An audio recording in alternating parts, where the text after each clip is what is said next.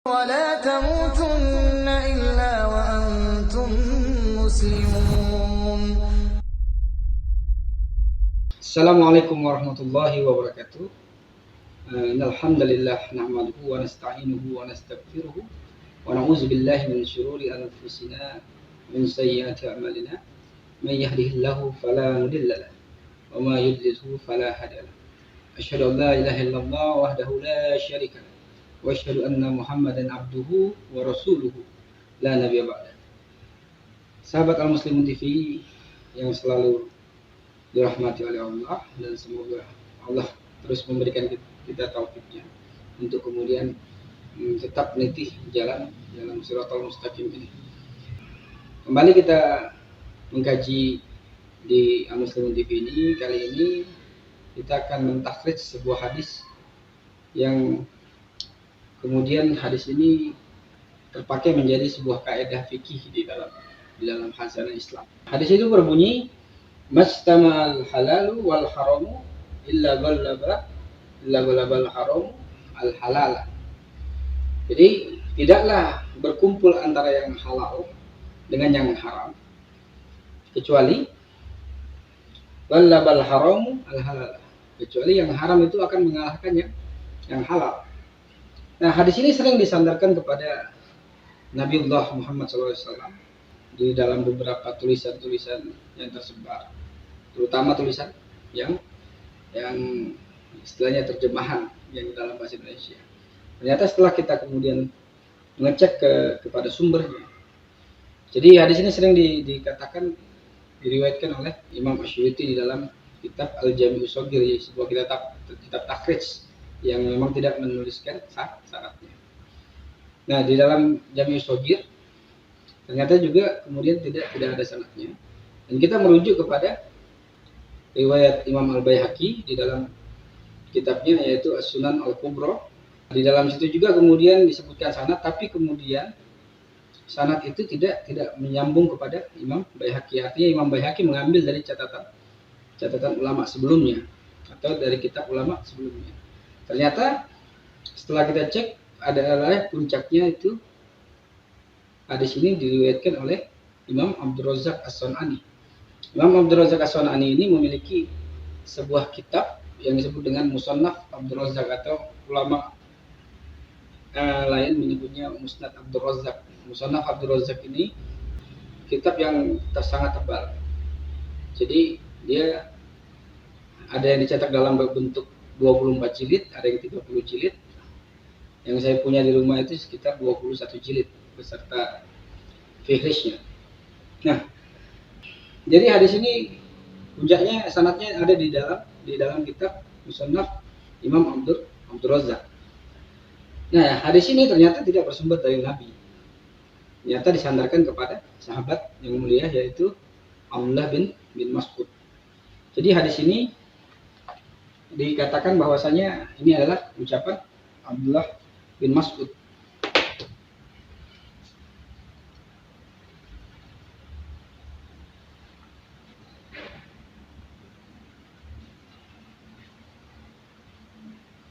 Nah, ini adalah ucapan sahabat Abdullah bin Mas'ud yang kemudian diriwayatkan kepada Asy-Sya'bi, seorang tabi'in. Kemudian dari Asy-Sya'bi diriwayatkan kepada Jabir bin Yazid Al-Ju'fi. Kemudian dari Jabir bin Yazid Al-Ju'fi kepada Sufyan As-Tsauri.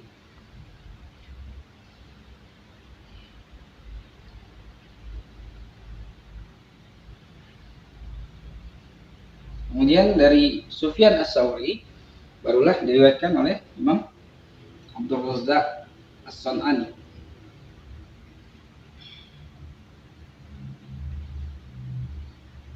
Ini kemudian menulis di dalam kitabnya yang disebut dengan Al-Musannaf atau Musannaf Abdul Razzaq.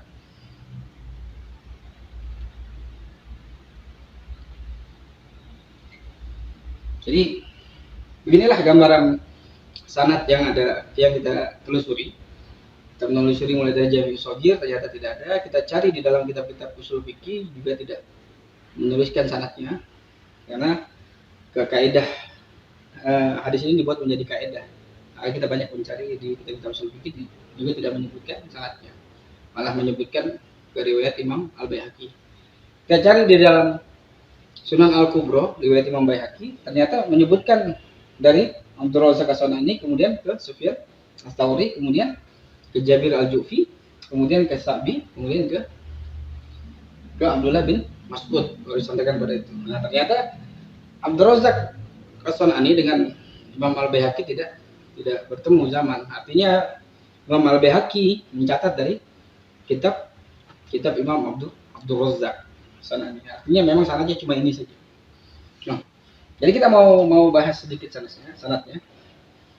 Kita lihat di sini, dari sini ada Imam Abdul Razak As-Sanani. Tidak perlu kita cek bahwasanya beliau ini memang mukharrij, ulama besar dan banyak kitabnya. Kemudian Imam Ats-Tsauri, seorang imam yang bahkan kemudian bisa dikatakan di zaman itu dia sebagai imam mazhab. Maka di dalam kitab-kitab fikih sering disebutkan pendapat Tsauri. Bahkan di kitab fikih disebutkan mazhab Tsauri. Itu disandarkan kepada Imam Ats-Tsauri. Ini orangnya siqah, juga imam. Nah, yang jadi masalah di sini adalah Jabir bin Yazid Al-Ju'fi. Jabir bin Yazid Al-Ju'fi di kalangan Syiah sangat terkenal, karena orang ini banyak sekali kitab sejarahnya, terutama tentang Karbala, yaitu Maqtal Husain. Kitabnya berjudul Maqtalul Husain, waktu terjadi pembunuhan Husain. Ada juga Maqtalul Amirul Mukminin, maksudnya terjadinya pembunuhan Amirul Mukminin, yaitu Ali bin Abi Thalib. Memang orang ini terkenal sekali di kalangan ulama Syiah. Nah, orang ini oleh kemudian Yahya bin Ma'in disebutkan bahwasanya dia kadzdzab, pendusta. Jadi disebutkan kadzdzab. Kemudian Imam Bukhari menyebutkan orang ini hadisnya matruk atau ditolak hadisnya.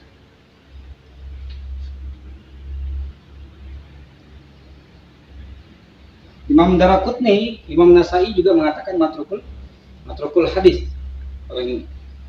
Bahkan Imam Ibnul Jauzi menyebut orang ini pemalsu hadis. Jabir bin Yazid Al-Ju'fi. Tapi kita ambil yang teringan bahwasanya dia pendusta dan dia matrukul hadis. Dari penilaian ini saja, minimal hadis ini, sanad ini, itu bernilai matruk. Bahkan Syekh Albani itu menyatakan bahwasanya hadis ini la aslalah, tidak ada asalnya di dalam kitab silsilah dhaifah. Walaupun kita cari memang ada asalnya, cuma orangnya di sini pendusta. Imam Muslim pernah menyebutkan orang ini, dia itu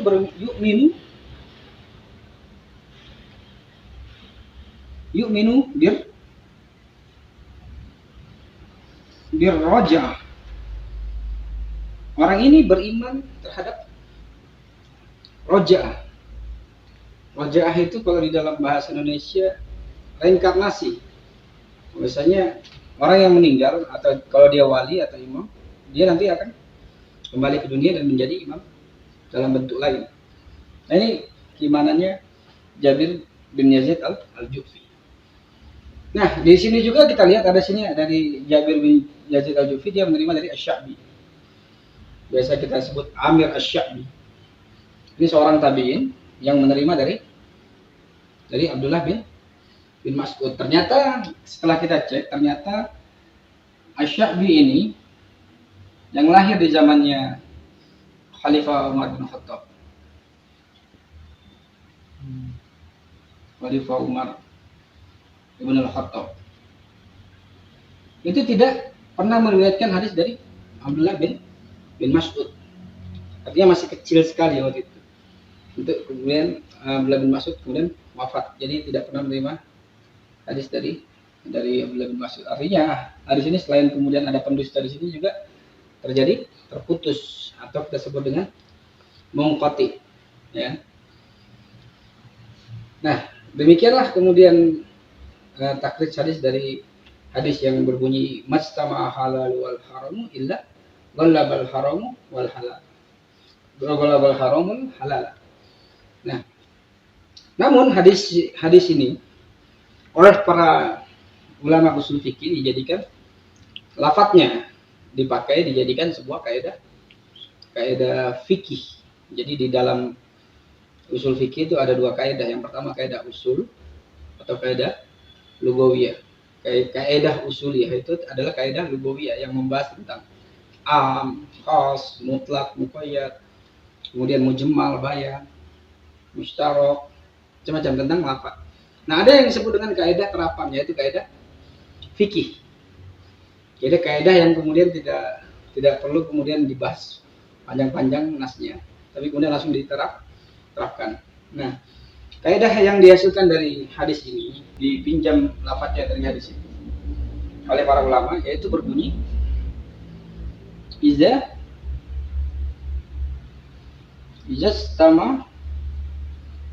istama'a al-halal wal haramu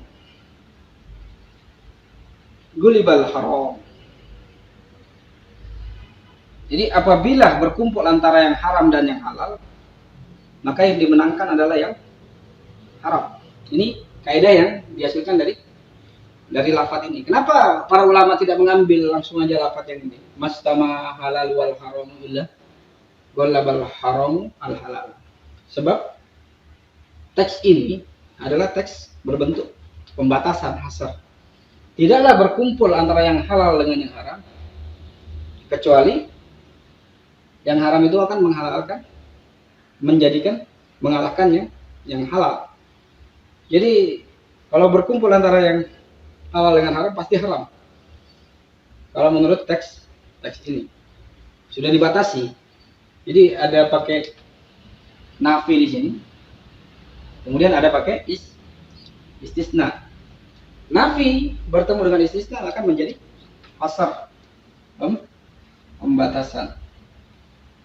Nah, ulama usul fikih tidak mengambil lafaz ini, tapi kemudian merumuskan lafaz ulang, yaitu apabila bertemu antara yang halal dengan yang haram, maka yang dimenangkan yang haram. Nah, ini adalah kaidah fikhiyah, artinya kaidah terapan. Jadi umpamanya di dalam satu gelas ada air yang halal, air putih halal, kemudian tercampur dengan sirup curian atau sirup yang haram. Maka ketika bercampur itu, maka yang dimenangkan adalah yang haram. Nah, syaratnya jelas, harus bercampur atau berkumpul tanpa bisa dipisah. Sebab kalau bisa dipisah maka tidak akan berlaku kaidah ini. Semuanya dalam satu piring ada 10 kue. 2 kue haram. Nah, kita bisa memisahkannya. Makanya yang halal menjadi halal, yang haram tetap haram. Tapi kaidah ini harus kemudian dengan syarat bercampur dalam satu waktu, dalam satu tempat. Kalau tidak dalam satu waktu percuma. Di dalam piring hari ini ada yang halal, ya tetap halal. Besok ada yang haram, ya nggak bercampur namanya kalau tidak dalam satu waktu dan tidak dalam satu tempat. Nah, kaidah inilah yang kemudian ditentukan oleh ulama usul fiqh yang kemudian kita pelajari di dalam kitab-kitab usul fiqh, ada di As-Sulam, kemudian di Irsyadul Fuhul, kemudian kalau di pesantren kemudian ada kitab Al-Mahsul, milik guru kami Al-Ustadz Nasim Latif. Itu mempelajari kaidah seperti ini. Artinya kalau kita kembalikan bahwasanya ulama usul fikih tidak menggunakan hadis dhaif sebagai sandaran kaidah ini, tetapi hanya menggunakan lafadznya, hanya meminjam lafadz dari hadis yang dhaif ini, minimal matruk tadi ini, untuk menggunakan kaidah ini. Nah, kaidah ini sebenarnya didasarkan kepada banyak sekali kemudian keputusan-keputusan fikih yang menjelaskan bahwasanya kalau tercampurnya antara halal dan haram, maka yang dimenangkan haram, kecuali ada dalil yang memalingkan. Seperti kemudian seorang suami istri itu adalah sesuatu yang halal bagi suami, tetapi bercampur antara istri dengan haid, jadi waktu haid. Nah, haid itu adalah haram untuk dicampuri, maka yang menang adalah yang haram, maka haram dicampuri, walaupun si istri itu halal pada asalnya dicampuri. Nah, kalau sudah hilang keharamannya untuk dicampuri, maka baru boleh dicampuri. Nah, ini sudah tidak tercampur. Nah, ada juga kemudian yang menjadi pengecualian, seperti ada keterangan tambahan tercampurnya air yang suci dengan sesuatu yang najis. Kalau dia tidak merubah baunya, rasanya, warnanya, maka air itu tetap dikatakan tidak najis. Artinya di sini ada dalil pengecualian dari syariat. Nah, itu makanya para ulama menggunakan lafaz ini, bukan lafaz asar tadi. Kalau lafaz asar maka sudah tidak ada pengecualian lagi, karena sudah dikecualikan dari awal, sudah dibatasi dari awal. Mungkin sekian yang bisa saya sampaikan tentang takhrij hadis yang sangat ringkas ini. Mungkin nanti akan dikembangkan lagi kajiannya oleh Ustadz Suud Hasanuddin dan Ustadz Adnin Zahir di lain waktu. Saya Zulfan Asli hanya mengisi kekosongan yang ada sekarang. Sekian, terima kasih atas atensinya. Wabillahi taufiq wal hidayah. Wassalamualaikum warahmatullahi wabarakatuh. ولا تموتن إلا وأنتم مسلمون